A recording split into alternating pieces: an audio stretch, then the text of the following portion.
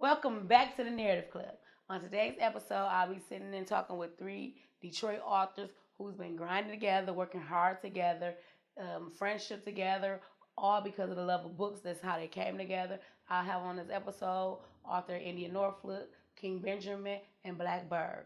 So come on in, kick back and relax. But before you do that, please go subscribe to the channel, hit the notification bell so you'll be notified when we upload the next video. I basically want to sit down. Everybody know I love anything Detroit, anything positive, anything basically that's indie. Like I told him, I'm up for any discussions about anything. I love reading. I don't know what genre I like anymore, honestly. I used to be hood. Now it's romance. I can't even call yours. I don't know what the title of it. What genre, I don't know what hers is. Because at first she was scared I wasn't going to like her books. Mm-hmm. I'm like, so give my audience an introduction of who you are and what you do. Who's going to start with Miss Byrd? Well, I'm Black Byrd. I am a urban fiction, I'm going to say, I have some romance author. I have 16 titles out. Currently working on a few more, working on one actually with him again. I am originally from Flint, Michigan, but I live in Detroit now.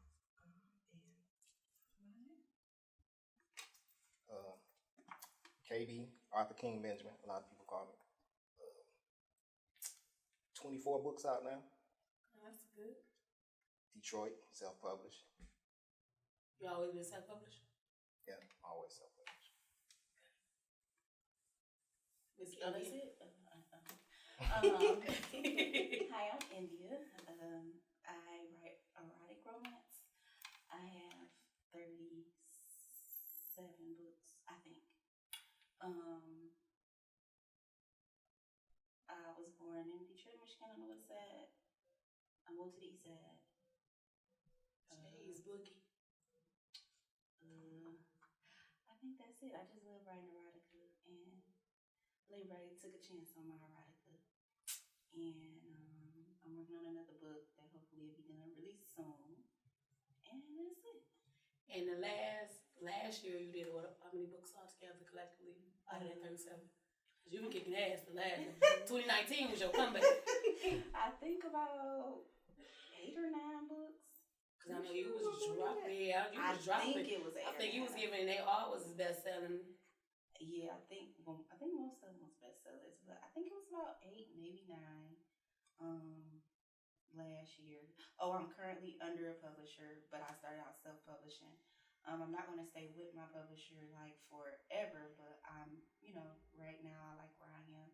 But I do plan to self-publish in the future. But I like where I am now. Okay, well, how did y'all meet? How did we meet? I was where I work with these weirdos. Okay. Me and her already knew each other. I met him. I came to his inbox. I had one in his inbox and a bunch of other people's inboxes. I was writing my first book, and I was asking some questions, and he replied. And I think a few other people just didn't say anything at all. So he replied, and then that's how we became friends. And then how did we meet? So there was somebody else, I can't remember who the author was, but there was an author that made a suggestion about starting a group of Detroit authors. And it might have been Danielle. Somebody tagged me in it, and I tagged her, and we all decided to meet up. It was about 6 of us then. And where'd she come from? She was in. Oh, I was about to say, nobody knows how you just came about. You just She was tagged too. Yeah, so we all were tagged. So did y'all find that helpful, having like a group of people, mind like yourself, that, from the same city as you, that really can get where you're coming from, especially if y'all all started out indie? Well, we didn't know it would be how it would work out in the beginning, how beneficial it would be. We just took a chance. Like he said, I forgot who it was. It might have been Danielle. I think it was somebody else at the time. I can't remember. But I don't know whose suggestion it was. But we had decided to go meet up one day. And we went to, was it Fridays? Yeah. Fridays. I missed the first meeting. You missed it? Okay. Yeah, I don't know what I was doing. Okay. I think you did? Okay. I was probably faking or something. She probably was, because because we was all kind of thought each other was weirdos because Right. we really didn't did. know, and so I'm like, But why would you think that we're weirdos? Because, I mean, technically, from a reader to an author, I think something is wrong with most of you. Well, see, I guess when you go out to like physically meet somebody, you don't know what their motives are, what their intentions are, if they're genuine. You know, they want to meet up, and I'm like, and so everybody, I guess, had told somebody like where they was in case they get kidnapped or something. Because I was like, told my husband I'm going to meet these people. I don't know them, but and Was I he saw my skeptical mom of you and- going to? Oh, you from the east side. Yeah. I'm sure they probably was more skeptical when you said that. I was the only guy, so it wasn't really like, it So was the whole really time mostly you women. still been the only guy with these ladies? How you balance that? Because I know as women. I'm sure I got another friend, his name Mark Leonard. He's an author. He's a great author too. He's a part of our inner circle, but he ain't really just dove deep into the writing and publishing and Because like when you have the animosity amongst the group, because women we could be catty. Yeah. That's gonna be real. We can be catty. It can You be ain't all gotta kind be of saying yeah like that. It's true. But still, You know it. anyway, whatever. I don't want to. Because out of 6, it's still the same 6, or it can dwindle down to you 3. It's just It's just Yeah. us. It's just us. It's just us. Cause we like the super friends. We just like So we, y'all for y'all real, we motivate get along each other. all the time. We never had no falling outs. We understand Well, we each have. other, and we help Me each and other. you. We always fight. But that's just the woman nature. Yeah. If I like in the Narrow Club, well, the pair that we have now, we haven't had any falling outs. Like you can really just basically, girl, it is what it is, and be over and done with. Yeah, Yeah. that's So, how we are. We like yeah, like- sisters. So it's she's over and done with. crazy, and she thinks she's my mama, and she's younger than me, so I don't know how you think about me or whatever. If you ask her mama if I'm her mama will say yes. So, do y'all really like writing books? I absolutely love it. Cause I know, like, cause I was gonna do a different segment. Cause I seen where you had said when you started incarceration, which I still will bring you back for that segment too. You started writing books when you was incarcerated. So I know that, like, how did that become about? Honestly, just praying for something to do with my life after I realized I couldn't do what I was doing forever. And so I prayed, and I was telling her the story the other day when I was sitting on the porch one day actually reading a book from Shannon Holmes. I read the back of his biography, and I felt like he had been through some of the stuff he was writing about, and then it just kind of hit me real strong, like, I can do this, like this is what I could do. And I was like, I love reading. I used to rap, so I used to write raps, and then just my love for reading, I felt like I understood the structure of it. And I was like, I can do this, and I had been praying so hard, so when that hit me, I was like, this got to be it. That was your answer right there. Exactly. And cause you a nurse, right? Yeah. Yep. I'm a nurse. So how do you go from a nurse to like, okay, let me write these baby mama, baby drama? I actually been writing since I was 7. I've been writing a long time. I wrote my first book when I was 7. Well, that's why it made me so feisty. You had me I had one. It was for a school assignment or something, and I had one and got to get the little key to see a few little things, and it was about a blue shoe. That's all I remember. But I've been writing since I was 7, and I've always wanted to write. But growing up is always so get you a real job, So I wanted to be a nurse too. So I was like, well, I'll go to nursing school. Kind of had that to fall back on. So then I went to nursing school, put the writing aside. Once I finished nursing school, and I was like, okay, maybe I'll get back into writing. Then some things happened. Then I got divorced, and I was like, okay, I'm gonna write again. So then I started writing from there. That's when I published and wrote my first book. So would you consider writing not to be a real job? Yes, definitely.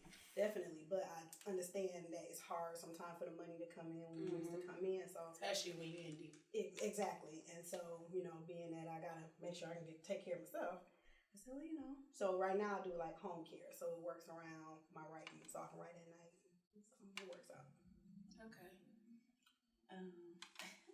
It's so nervous. It's ridiculous.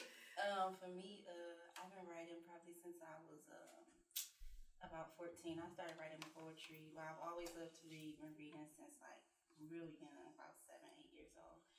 And then I really got into poetry and I use it as an outlet as I got older. I had a boyfriend who passed away when he was 14 when I was in high school. He had cancer, and I used the outlet to, you know what I'm saying, express how I felt or whatever about him dying. And I really kept to it or whatever. And later on, I won like awards and stuff with my poetry and different things like that as I got older. And I always wanted to write, so I was like, let me see if I can try it because I love reading so much. I'm like, let me see if I can try writing and see how it work out for me. And it took so long. I was so inspired by all these other people that were around my age at the time, but they already had published books out, and I was scared. And I'm like, well, I don't know if it'll, be good. I'm very hard on myself. So then I was like, well, yeah. But I'm like, let me try my hand at it and see. And then my first book, Plan for Keeps, ended up being a bestseller before I ever even knew it was a bestseller because I didn't even know how to stuff on Amazon. Can I cuss? I don't know if I'm cuss. Anyway, I didn't know how to stuff on Amazon work, so I was like, well, I'm reading and stuff, and then I found that it had been a bestseller for a while, and I was so surprised and proud of myself. And even the people that didn't like it, that at that time in the beginning, it didn't discourage me because I was just so proud, of my accomplishment. Yeah, and then I kept writing and kept writing. I wrote through work. I wrote my first book while I was working at a casino. I was working at Motor City at the time. Now I'm a stay-at-home mom, and I'm supposed to be writing full-time, but I got 2 badass kids, excuse me if I'm not supposed to cuss, and they make it a little bit hard for me to get my words out, but I've been doing pretty good, so I do get discouraged a lot, so I call them and, complain and vent to them, and he's not always the best person to vent to. I don't like looking at the mirror, looking in the mirror myself, like, and then but you need that. extra, I do know you, so you need that. Like, I mean, sometimes I do, but sometimes he could be extra. He don't know it. He ain't gonna sugarcoat it. She can be extra, and she, no, she's super extra. But anyway, so no, he ain't gonna sugarcoat it. but sometimes you have to when you have, because I know how Indy is when she daughter herself. So you need somebody to be firm and say, hey, don't call me with this today. Yeah. Not today, ma'am. that's how you do me, you know what I'm saying? And sometimes I'll be like, oh, okay. And then when I don't call him, oh, you ain't called me, because I don't talk to you right now. You can't be like You don't that. want to So hear the truth. you've been reading that. You've been writing since you was 14. Now you are the naughty novelist. Yes, I am. What kind of books were you writing at 14? You know what? At that time, I was writing a lot about love and romance and what I thought it was. But at 14, You couldn't have been sex in the books. I wasn't, but I was reading about sex. I wasn't having sex. I didn't have sex. I was a late bloomer. I had sex. I was 18. That ain't none of y'all business. So what I did tell y'all. Just some little inside tips. But yeah, I read about sex. I was reading Eric Jerome Dickey and Zane and all this stuff. Stuff I didn't have no business reading. And then sometimes you would go to family outings and I would, and they would get on my nerves because they'd be like, oh, ain't you kind of young to be reading that? Ain't you kind of young to be in my business? Worry about your husband and who he looking at. Anyway, so Lord. it was a lot of just love and puppy love and stuff that I thought in the beginning, and then I just kept writing and kept writing. Now this naughty novelist thing happened kind of not overnight, but kind of overnight, because even when I first started publishing, everything was more romantic, even though it had sex in it. But once I got so many compliments and stuff about my sex scenes and stuff, and even like compliments from him, like I'd be surprised. We did a radio show one time. He's like, well, when I'm, trying to figure out how to write a sex scene or whatever about a sex scene, I look at India stuff. I'm like, oh, so they secretly love me. Oh, you have some dope sex scenes. Remember I told you, like, I got out of Zane books when I was younger. So I didn't want to read no erotic books. I don't want to read no book about sex all day long. Yeah. You can do them grown now. Right. You ain't got to read about them. So it's like, that's how you think of it. But then when I read Takes Us Together, I'm like, this heifer ain't tell me she had stories. It wasn't really a story out of this book. Yeah. It's not just, it was sometimes sex. Zane gets into more. Yeah, Zane gets into more. They had sex every other sentence. Yeah. So hers is no, we're going to do it every other chapter. It's still going to be a plot. It's still going to be something that's going to shock you in the end. So which made it a good read. I was pleasantly surprised. Like, you was even surprised. You were like, you liked it? Like, I was because she already know I'm very, very, very critical of what I read. And it's like, what I like what I like. Yeah. Like, I don't care. I'm like, girl, I bought it and I shelved it. Because that's not what I like at the moment. Right. Like I said, I'm in between. Yeah. So for you, how did you come up with your first story? What is your first book? My first book is The War Report. And Crybaby, not The War Report. I published Crybaby first, but the first one I wrote was with The War Report. And that was kind of just me trying to put a concept together that was different than what I had been reading. So that's why the storyline is based on the news reporter and the gangster falling in love, because that seemed like that was kind of original. But it was also me trying to pull pieces of my own experience into a book, because at first you just kind of writing what you know. So that's what I went with. And okay, so that's the norm. Like, let me add some of me. Let me put it on paper, basically. Absolutely. So it can be creative for you. And you, Miss Baby Mama, and do you pick the title because you know it's catchy? No. Well, that wasn't my first book. Was actually a nonfiction book. My first book was Get Over Him, Girl. That's what I wrote after my divorce. It was how I got over my divorce without killing my ex-husband. So that was that one about. And then he's not dead, so I'm good. My first fiction book was Feeding My Appetite. Okay. And that was my first fiction one. But then for the Messy Baby Mamas, I don't even know how they even came about. It was just, how did I figure that out? I think I was just writing about some messy ass baby mamas, and I was like, I'm just call it that. So I just put it on title. Like, we just call it this.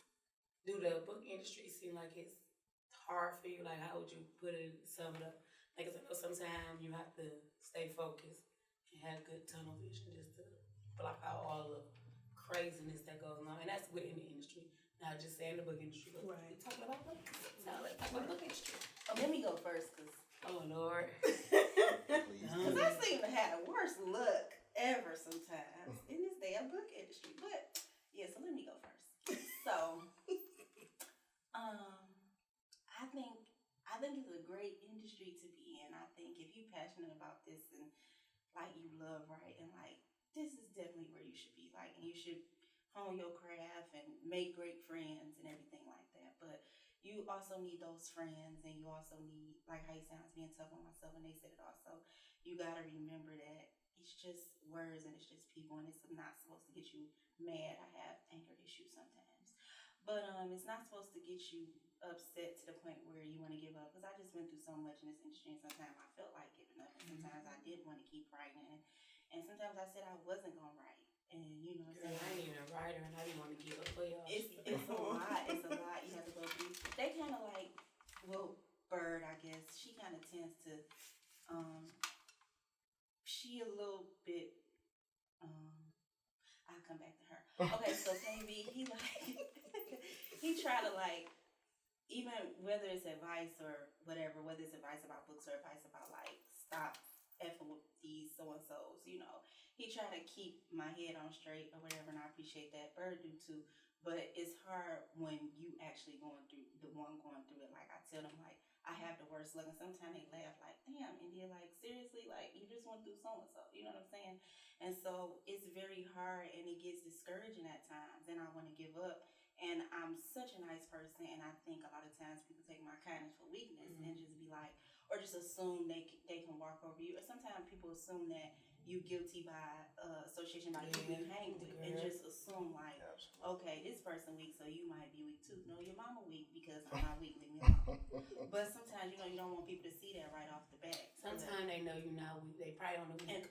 Or they're probably on that week, and they'll try you.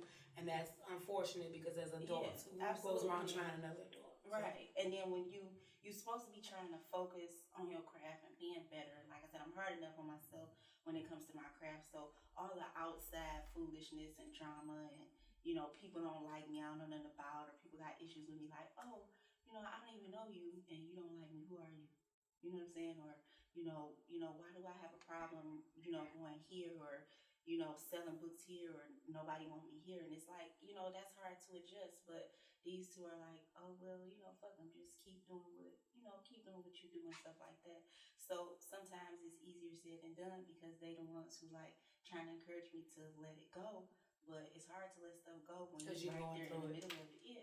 You going, it's like walking in the rain. They say, oh, you could have dodged the rain. Yeah. How? Walking in it. You show me how to dodge it. But I'm still getting rained on. But they are overprotective, you know, especially. I know, Byrd. Especially Byrd just be like, you know, who bothering you? You know, she can't get the words out all the time, right? Like who bothering you or whatever. And then KB is more like, India, don't worry about them bitches. You know what I'm saying? Like, you know, it's like, wait, don't worry about them. This bitch just said such. You know, he like, worry about your crab. I'm like, okay, daddy. I just think you gotta have thick skin in this to do it. It's like you gotta develop a thicker skin because there's so many people that come out of the woodworks along the way, and then it's just like you try to be as professional as you can be. You try to be as open to people as you can be, and a lot of time that just come back and bite you. You know, just because like me myself, I don't really friend a lot of authors because it's like. Just like any other game in any other workplace, there's going to be a lot of snakes. It's going to be a lot of people with hidden agendas and all that. So you have to find a way to maneuver through all of that and still be open to, you know, if you meet somebody and they want to network and they actually a cool person, like, hey, okay, let's do that. But in order to find those few people that are actually genuine enough to want to do that with, you have to deal with all of that, all of the other stuff. And so because no job come without baggage. Yeah, exactly. It's on how you unpack it. Exactly. Like you can't let everybody, you can't carry everything in that baggage with you. And when you unpack it, you pick and choose what you want to wear, what you don't want to wear. And everybody don't understand that. They think like, okay, like I said, in one industry, it's always drama and stuff. So it's like when you stay, like I think like the biggest thing is because you're signed in a indie today. It's easier for the indie person to say, F them. Yeah. Don't worry about it. But you looking like, I work with these people. Right. But you know what, they was telling me that too, even when I was indie, because I was indie, then went to publisher because I didn't believe in myself, then I was indie, and then went to another publisher because I didn't believe in myself, and then the whole time they telling me like, indie, you got it, and then this time that I was with a publisher, now I'm like, I want to go this time for my own, not because I didn't believe in myself, but because I felt like my publisher was where I want to be. You know what I'm saying? So I'm like, let me and you're doing good. You're doing good. You're doing good. Like I'm so proud of it. Even like the self-doubt, even the constant back-to-back. Yeah. Like even when people count you out, like you came back with some books, you still writing your books. Like it's so much going on. Like y'all actually dodged a hell of a bullets in bazooki gumbos and raindrops by being indie. Because just imagine if you would be in some of the fire that's going on now. Like people can only put your name and stuff when you allow it to be in something. Right. So when matter of fact, when you stir the pot by throwing your name in there and they actually spoon it up, you can't say what they can say about you because you just put your name in the spot. So it's like when I can see the difference between like, okay, we have to talk you off this ledge because you're on a ledge amongst your peers. They're on a ledge like, hey, I may got a couple of birds on this ledge with me, but call the shots on my ledge. Right. And there's nothing wrong with it. It's like, you always need a good friend like that. I feel like friends balance each other. When they're good friends to each other, you balance each other. Right. You can't be, like you say, she'll go hard for you, and he just automatically know when you call with it, like, it's going to take me about 20 minutes to get her off this ledge. But how do you deal, like, especially like if you have a relationship and here you is with two women. They married women. So these are married women. That makes it easier. That makes it easier. Like they married women, they husbands don't mind. And so they chill. And they got really good, cool husbands though. Like Yeah, because I know y'all done all traveled and go out of town. Yeah. He my husband watched the games together and everything. So right there, so there's a friendship. Yeah. And that's good when you can start a friendship in the industry and maintain it in the industry. Because when it's like y'all do the same thing. And what we was talking about with just the films now, like when we do something, we try not to do it on the same day. Right. Remember I told you, I said like, hell no, I ain't gonna root my best friend on to come number one and on our book release the same day. I said that's the fakest. Yeah. That's the fakest thing I've ever heard them say. Girl, no, you don't. Her book came out the day after yours. Right. What friend would even allow that? So see you in 3 months. Let me rank up this first. Let me get that one spot. And they be like, no, I want you to be successful. I even want you to be more successful than me at another job. Not at this one. Right. You know what I'm saying? Like you can have people that read, but it's like a respect thing. We bonded by this. I don't want to quit my career because it's something you like to do too. So let's make a pact. If I'm putting out a book January 1st, I catch your ass in April with mine. We share like that. And I think sometimes that's what they don't get because you really, like you said, there's so many snakes in the grass. Right. And you have to keep your grass really, really, really low. And you can't even see the little earthworms. They come out the concrete sometimes. So you don't even know what you're walking into. You really don't. It's like a dog-eat-dog world. And it's like, when we were readers, did you ever think that it'll be this messy. Wanting to fulfill your dreams to bring a story, like you said. Writing Bexley saved your life. Yeah. You know, it took you from a depressed stage where you was 14 and had to deal with something tragic that at 14 we don't deal with. It took you from like, hey, I've been wanting to do this, but now I'm divorced, young, I'm still ambitious. Let me go ahead and put my pain on paper. And then when you get to 2020, or before 2020, and y'all have all this drama, like how can you even respect You the know craft? what? I don't have any, but it has its pros and its cons. I'm a very, very, I won't say I'm antisocial, but I'm just really to myself. I keep to myself. It's not that I don't want to make friends. It's just that I understand the consequences of making friends. And sometimes it's good, but the problems that I have is that people don't know who I am. So, that has its problems when I'm out at a book event and they know my name on a cover, but then when they see me in my face, they like, oh, you wrote this book? Because I'm never because Blackbird around, So I'm what's your favorite Blackbird? But you gotta think like when you look at a bird, it ain't even that pleasant. So you be looking like, oh, that's a bird. You just a Blackbird. So I was looking with somebody else too. Yeah. So when I'm out, I'll literally have like a whole badge on and I'll be sitting there, and they like, where you wrote these? I'm like, yeah, see my badge? Like, this my name? Yeah, they see the badge and it would be hard. Like, when you see India, it's like, oh, she sweet, cute, and pleasant. You see her nasty books. Girl, do you rub on your kids with the man you wrote this book with? Like, I made them babies with it anyway. Because even with King Benjamin, it's like, you still have to set a tone and be above, because at any given time, we as women will pop off very quick. Because we feel like we're being disrespected. That's for me. Like, you can say what you want to say behind the computer, behind the screen. We ever out in the public, just don't disrespect me. I won't disrespect you. We steal from Detroit, basically. Like, yeah, sometimes I remind people of that. But Byrd too, another thing about her, me and KB and like a couple of other authors that we started with, we knew a lot of other authors, like of other authors and stuff like that. Byrd did. I don't know. So when we would have she conversations, said she didn't want to come to the first meeting because of that. yes, but look, we would go first. We would go to like They Say or something, or we go somewhere out to eat, and then we talking, we all talking or whatever, and I'm like, who? She was like, who is that? Oh, I don't know them. Oh, okay, yeah. But she still listened to the service. She's like, oh, okay. But she didn't know all of the authors that we knew or that we were talking to and stuff like that. So I think that was a big thing that kept her out. Plus, she's not a very friendly person, so don't let her fool y'all. She's not very friendly. She's always been. I'm about to say, because we all know the controversy. Like, look, because I'm looking like, I don't know what to say, but they better realize I'm from Detroit. So, anything go left. Like I say, if you respect me in public, we can respect each other in public. Right. I'm like, but I can the whole food in public too. Like, just know, press that button. When I tell you, girl, call him brother. He please give me bail money or something.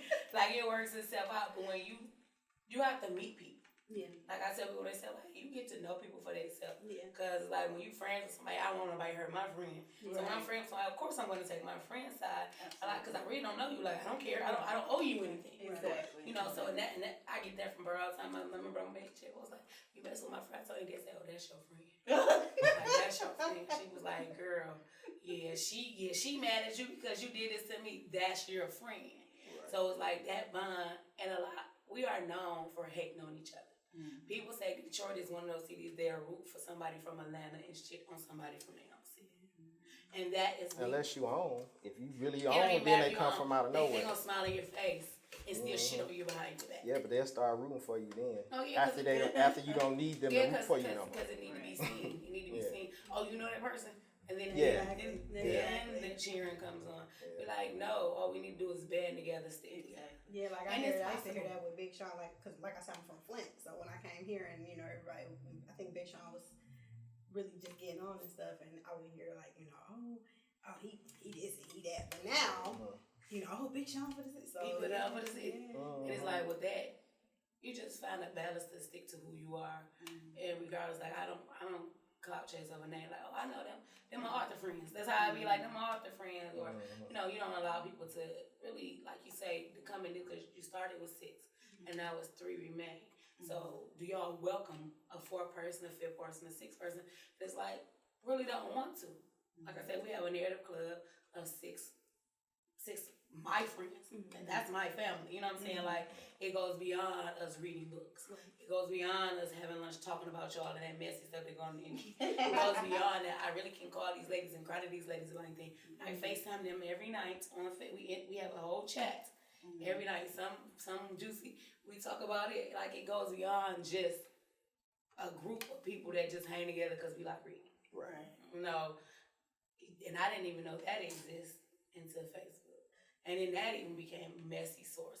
So it's like, you have to balance yourself in it. That's why I say, like, I love sitting down and doing this. It's like, people gonna love or hate. You still putting yourself on display. Right. Gosh, like, I'm putting myself on display, nervous, but it's still like display. Good. So when you have a book and they don't like, when I see reviews and I see I see an author clap back and be mad at the damn reviews. Why? Nah. I'm gonna say I don't know. If you have a 1-star, 2-star, to be honest, a lot of people don't even know how to rate the damn books. Right. So they just rate them off of pure, whatever. And then you have some who just don't like it because it's controversial. Somebody else like, they don't even know you. I ain't never read your book, but Amazon make it so easy. And that's crazy that they can even do that. You can review a book you never even bought. And some readers go by reviews, and some don't. I don't give a damn. You got 21 stars. The cover was catchy to me. The synopsis was let me try this out. Sometimes I can read a book off a title too. Sometimes I can read a book because it's recommended. Like, you recommend it, I'm like, okay, it's good. I mean, you're going to have the best book in the world that's going to have 600 reviews and probably 100 of them. They have 6,000 reviews and 100 of them going to be 1 star. Yeah. And it's just going to be, everybody don't like the same thing. But see, that's why I have a group of book friends. If they say, like, Lanika, she from New Orleans, she said book good, she gonna get us. We gonna read it because she ain't failed it yet. Because I know she'll rip the book, the hell back in front if it's not. So we king to those. But it's like when you have an author that if you go on there with a rant, like it's a time and place for everything. Yeah. I'm not. And that's just me. I'm not a Facebook status maker, so I damn sure not be the Facebook in my business maker either. Like, you get us so upset because it's still a job, and overall your customers are still your fan base. Right. I don't think you're supposed to attack them even if they do leave you a 1-star review. And I've had, my share of 1-star reviews. And I don't think you're supposed to get on there and screenshot their review and attack them and all that stuff. I'm a big Especially because you reader. do that with the 5-star. And then I'm a big reader, so I've always read. And so the computer and leaving these reviews wasn't around back then. So I just enjoyed your book, and I'm just looking forward to the chance to meet you. If I didn't enjoy your book, I didn't enjoy your book. But even before Facebook, even before the computer where you could reach out to your favorite author and stuff like that, if I enjoyed your book, I enjoyed your book. If I didn't, I didn't. I'm not gonna, even if one of your books I didn't like and all your other books did, I'm gonna be so excited to meet you. I don't care if it was one book that I didn't like, but I'm not gonna bash your work. And maybe it's because I know how hard it is to put a book together from beginning to end. So I'm just not going to get here and be like, treat you like that. So I don't understand those people. I don't have nothing to do with them authors that choose to do that. If you want to post a review and talk about the person who left the review, you know what I'm saying? But I'm not going to do that. You know what I'm saying? You left your feelings. You said whether it was true or not, because I've had people leave me stuff that wasn't true. Okay, reviews and stuff that wasn't true. But your opinion is your opinion. So that's what it's going to be. I'm not about to be like, oh, this person, why you keep leaving me 1 stars with your, cornbread looking head or whatever. Like, I ain't got time for that. Do y'all got any upcoming events you'll be at? We'll be at the Erotic Authors Review on April 25th. I know King Benjamin won't be there. Won't We be trying there. to get him to be there though. It's a bunch of women come to your house, but anyway. But Yeah, you have to pass get on ducked that off in the corner or something like that. You leave early. And you ain't gotta be out there with That's you. the only one. You know what? Well, I know you didn't go to Kickback this year. I put too much last year. You know what? I'm just saying, and it wasn't the kickback itself. It was just an interesting experience. And Sorry, girl. But you know what? I think I'll wait a few years. I was telling Byrd, I think to each his own. I have made money at kickbacks before, but I feel like some people, I feel like I'm still trying to establish myself even after all these years. So I feel like I will wait a few more years before I go back, because people have their, and I'm not, this is not no negativity to nobody else, but people who have their authors that they going to see. And they might know you there and they might not know you there. You know, they might see your promotions and they might not see you promoting yourself on Facebook or wherever. So, you know, I feel like it's so many names that, you know, I can get lost in the sauce right now. Well, let me tell you how you don't get lost in the sauce, because what I do know about the kickback, the 5-5 chicks, what I do know about them, they have a page for you to open up for you to advertise yourself, to let people know. So that's how I mainly find my people. And then it's even when I inbox some of my authors. So it's like that. So when you say like, it's okay to feel like that. Right. But like, if you know, it's these other outlets, because you know, some people you can't go on their actual page and promote yourself. They don't mind you going and promote your flyer, banner, saying you're going to be at the kickback. See, I didn't even know they had no group. Yeah, they had the Atlanta kickback. I didn't know they had that either. Yeah, they every year they have it now. They put the hotels on in the rooms and stuff like that. I know you won't be at the erotic book event, you guys. No, Cause I know y'all did one. My apologies, I was coming there. My mom had to be rushed to the hospital, so I didn't make a chance to come down there. I was already thinking it was gonna be like the one that y'all just did. Okay. yeah, my goal to this year is just kind of find local events and just really reach out to the readers that's here, because it's a lot of readers here. And I feel like it's got to start with my city. If I'm going to really get to where I want to be, it's going to have to start with my city. So, and before I do some more traveling, because back in like 2017, I did a lot of traveling to book events, and it was a good idea at the time, but it didn't really progress my career any. I just got a chance to meet a lot of the readers that I already knew, and a couple here and there. So the cost of traveling around a lot of the cities that it takes, it's pretty costly. And it's like I always look at how much progress have I made. You know what I mean? So I'm gonna start with the city. Okay, Byrd. For me, this year I'm just focusing on my branding myself, getting my face out there so people actually know who I am, because there's no point in me going to events and people don't even know who I am. So this year I'm just focusing on like, hey, I'm who I am, trying to step out a little bit more than I normally do, and just really writing. And then another suggestion, you ain't gotta go to the book event as an author. You don't have to go as an author. You actually, because if y'all like reading as well, you can go to the mix of the nights before. That's how you meet and mingle. And then that's when the readers realize that, oh, you are this person. You are this person. Where your table at? That's when your interaction will come in too. Any new books coming up? I'm just working on one right now. I don't know when it'll be out, but I'm working on one. And I have started others, about 2-3 others, but I don't have no dates for them yet. Okay. And y'all have a book y'all collab that's dropping soon? Yes. Name of it?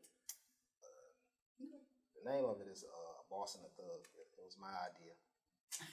It wasn't. It was my idea. Everybody liked Record Label Romance, our first collaboration, so I just wanted to follow up with something. Okay, and will it be dropping? We don't have an exact date yet, but to be announced. And then I'm working on my part 2 of Sugar Baby. I am a nurse in my homeschool, okay? So I don't have all the time. And you're working on Sugar Baby. Part 2, yeah. Part 2. Okay, well, it's been a pleasure. Thank you for having gang. Thank you. Anytime y'all got something upcoming new, just hit the Narrative Club, let us know. And we got y'all. Y'all got our support. Thank you. Thank y'all for coming and sitting and talking with me. Thank you. Thank you.